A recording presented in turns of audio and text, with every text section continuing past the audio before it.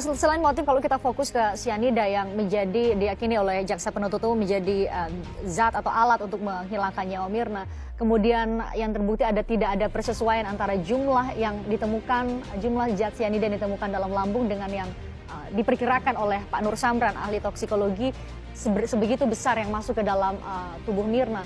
Seperti apa seharusnya, bagaimana menjelaskan itu, Bu Ferial? Apakah betul hanya karena cyanida tersebut punya sifat menguap dan kemudian otopsi secara parsial dilakukan pada hari ketiga setelah dibalsem? Begini ya, jadi kan di dalam hukum pidana itu ada istilahnya beyond reasonable doubt ya. Sampai yakin betul bahwa yang mematikan adalah cyanida. Nah, sementara yang dikejar-kejar di sini kan cyanida. Cyanida itu 0,2 yang hanya didapat dari lambung. Sementara di situ tidak dilakukan pemeriksaan apa itu turunan cyanida, apakah tiosianat. Padahal tiosianat itu didapat dari darah. Sementara tadi dikatakan bahwa sudah di embalming, seperti itu. Nah, kenapa tidak dikejar? Walaupun di embalming, lakukan saja pemeriksaan. Apapun negatif finding dilaporkan. Ternyata hasilnya tiosianat, cyanida tidak ada karena mayat ini sudah di embalming. Seperti itu laporannya, tapi ini tidak dilakukan. Jadi harusnya kan dikejar terus. Seperti itu. Nah, ini juga saya tidak melihat juga pada pemeriksaan. Dibelah dadanya, diambil sampel pada lambung, pada hati, pada empedu. Kalau bukan otopsi apa namanya? Mirna itu diotopsi. Diotopsi ya? Emang iya udah diotopsi? Bahwa otopsi itu apa sih? Nah, otopsi itu adalah membuka semua organ dari kepala, dada, dan perut dan diperiksa organ dalamnya satu persatu. Organnya diperiksa. Dan seluruh dokter di seluruh dunia sampai saat ini mengatakan kalau otopsi lengkap harus dibuka 3 rongga. Rongga kepala, rongga dada, rongga perut, dan semua organ harus diperiksa. Seperti yang dilakukan dengan Mirna, mengambil sampel empedu, lambung, dan juga hati itu bukan termasuk bagian dari otopsi? Bukan otopsi. Seperti tadi dikatakan kan golden standarnya adalah whole otopsi, seluruh. Nah, kenapa yang dilakukan parsial otopsi? Yang jadi pertanyaan, dengan sudah dikatakan bahwa golden standarnya adalah otopsi yang menyeluruh dan dilakukan otopsi adalah parsial, apakah ini yang dilakukan oleh dokter itu adalah substandar? Karena mengatakan substandarnya whole otopsi, tapi yang dilakukan parsial otopsi. Ini kan jadi pertanyaan. Ini kan substandar pekerjaan dokter itu. Padahal kalau pekerjaan yang dilakukan secara substandar itu ada dampaknya. Apakah ada pelanggaran etik, pelanggaran disiplin, akhirnya pelanggaran hukum. Seperti itu. Nah, ini kan jadi kalau sesuatu malpraktek itu makanya seperti berulang Nah, itu dia saya tanyakan Pak Jamin, apakah kemudian ini mengurangi daya pembuktian dari hasil autopsi yang dilakukan hanya secara parsial di muka persidangan? Ya, ini kan kasusnya kasus pembunuhan. Dan tidak ada direct evidence yang melihat, mengalami langsung. Jadi memang scientific evidence itu menjadi satu faktor, key faktor untuk seharusnya menurut Anda dilakukan secara paripurna lengkap, tidak ada celahnya lagi begitu? Ya, itu ya cara untuk meyakinkan hakim harusnya paripurna. Jadi segala cara harus dilakukan untuk bisa yakin hakim bahwasanya memang matinya dia adalah karena cyanida, jamnya jam berapa, pelakunya adalah siapa yang didakwakan. Bagaimana cara dia mendapatkan alat untuk melakukan kejahatan, kapan dibawa alat kejahatan itu dibawanya, dan bagaimana dia cara menggunakannya sampai dia bekerja alat itu dan dia mati. Itu suatu hal yang responsif ya, artinya yang menyeluruh begitu. Itulah yang harusnya diyakinkan. Kalau saya lihat strateginya sekarang putusnya hanya diambil mulai dari dia mati akibat kematian dan itu saja, tapi nggak pernah dia tarik ke belakang. Bagaimana seorang Jessica bisa mendapatkan alat untuk membunuh ini? Bagaimana dia membawanya? Apa yang dilakukannya dengan alat itu sebelum dia sampai kepada tempat terjadinya perkara itu. Menurut Anda itu faktor yang harus dijelaskan atau kemudian dibawa melalui keterangan ahli maupun keterangan saksi oleh jaksa untuk kemudian meyakinkan hakim bahwa betul Jessica. Salah satu contoh saya potong. Katanya Jessica meletakkan cyanida di dalam di dalam celana dan dimasukkan. Lalu caranya robek. Itu sudah digembos-gemboskan waktu penyidikan. Saya ikutin sekali waktu itu. Tapi sekarang asisten rumah tangganya belum. Sekarang asisten rumah tangga katanya menghilangkan celana tersebut. Pertanyaannya, kalau kita mau membuktikan adanya dia membawa dalam celana dan celana itu dibuang oleh asisten, tinggal asistennya aja dibawa untuk memberikan kesaksian di persidangan. Iya benar, saya lihat, ya robek, ya jam segini. Kan sudah menjadi keyakinan hakim. Kok hal seperti ini nggak dihadirkan di persidangan? Itu ya, maka saya tadi ke belakangnya kenapa begitu, yang harusnya bisa gampang untuk bisa menghadirkan ini, karena kan kita negara versus Jessica loh ini. Ya, negara versus Jessica. Kok di Amerika itu begitu, negara state versus siapa begitu.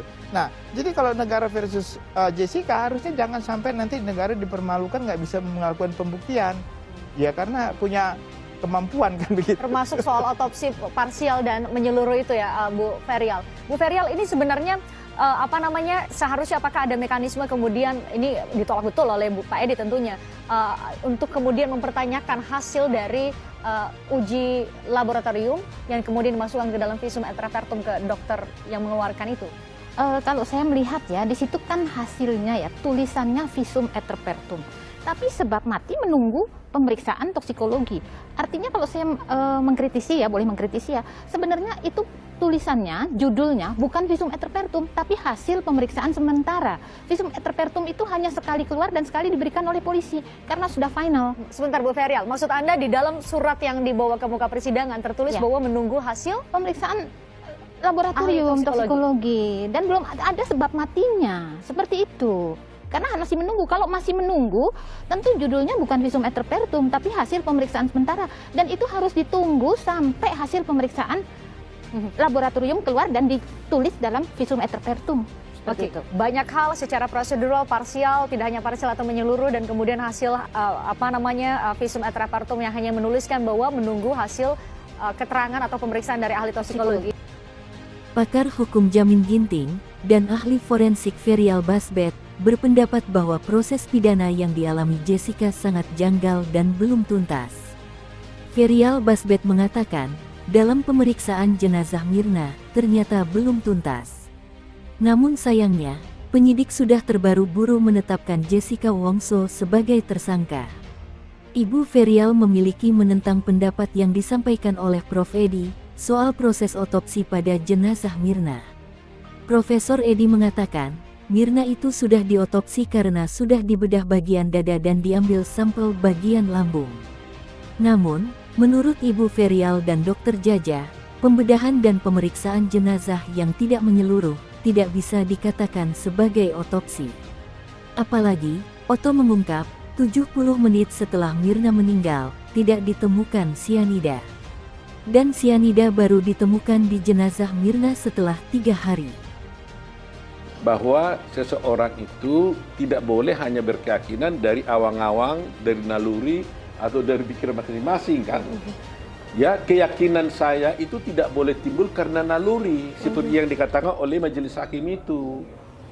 Itu yang keliru besar gitu loh, ya kan. Bayangin aja di majelis ada salah satu hakim di sana mengatakan, katanya karena ada naluri saya, maka saya cari-carilah alat buktinya, gitu kan? Ini kan kebalik, gitu. Sistem kita kan bukan begitu. Jadi kita menganut prinsip bahwa saya punya keyakinan didasarkan pada alat bukti yang ada. Nggak boleh saya berkeyakinan karena naluri, nggak ada ceritanya.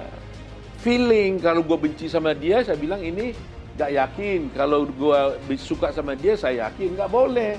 Jadi semua pemikiran saya katakan bahwa ini adalah tidak, saya yakini dia tidak terbukti, tentunya saya sudah analisis kasusnya didasarkan pada alat bukti. Ternyata alat buktinya tidak ada yang membuktikan bahwa dia adalah melakukan pembunuhan. Ya, coba bayangkanlah coba. Kalau orang mati, ya ini sudah berkali-kali saya sampaikan. Kalau orang mati karena sianida, di sini ada gelas, katanya ada sianida, katanya diminum. Kalau diminum sianida, kopi yang ada sianidanya, di dalam tubuhnya ada nggak sianidanya? Menurut kamu? Harusnya ada. Harusnya ada. Nah, faktanya ini kan nggak ada. Nah, ini bagaimana? Ada orang mati, tidak ada sianida di dalam lambungnya, 70 menit setelah dia mati, Ini masterpiece daripada pembelaan kita soalnya. Ya 70 menit setelah dia mati, masuk ke dalam lambung, diperiksa 70 menit, nggak ada cyanida. Muncullah oleh jaksa dikatakan ada gelas di kopi. Saya katakan mau 1 ton juga di sini cyanida, nggak ada urusan dengan kita. Banyaknya kejanggalan ini, tim Otto Hasibuan, dibantu dengan puluhan ribu pengacara, akan melakukan upaya hukum untuk membuka kembali kasus Jessica ini.